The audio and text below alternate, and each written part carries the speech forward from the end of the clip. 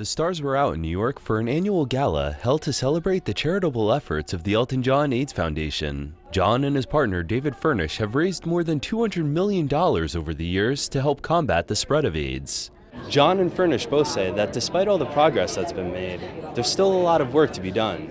The singer recently penned an op-ed piece in the New York Times and wrote that the gay community needs to, quote, take a hard look in the mirror about what John sees as lax attitudes towards AIDS, especially by those who may not be old enough to remember the millions who died when the disease first spread in the 1980s. What compelled you to write that piece? Why was it important for you? I want the gay population of America to realize the sacrifices that people made before the medicines were available. The people who lost their lives in the most appalling circumstances, who died without any medicine being available at all. Nowadays, it's very easy to live a normal life with medicine if you're HIV.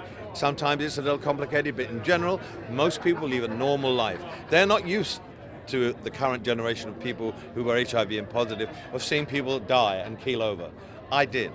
And I don't want those people to be forgotten. We have an enormous amount to be grateful for. Scientists who work non-stop to make sure that people can live a healthy, normal life. And I don't want people to throw that in the garbage can. It's important that the gay community step up to the plate and acknowledge that and wise up a little bit. And we'll be trying to help them by being more direct with them in the future, by being supportive with them. I don't want to be aloof and say, lecture them. I want to be present at every gay pride. I want to be present at every white party. I want to help them. And I think it's no good, saying from afar, you've got to step up. We'll be there to help them in the future. John and Furnish recently won the Human Rights Campaign's National Equality Award. In their quest to eradicate AIDS, the couple has been reaching out to senior U.S. officials, including the current Secretary of State. You got to meet with Mr. Kerry. What sort of impression did he leave about the future efforts that the government will be making?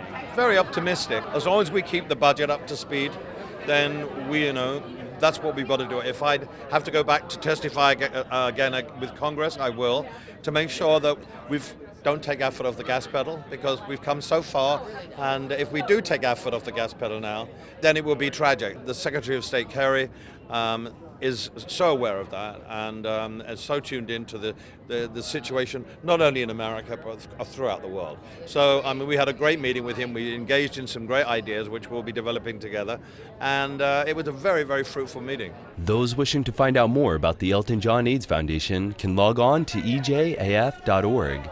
On the New York Red Carpet, Ken Lombardi, CBS News.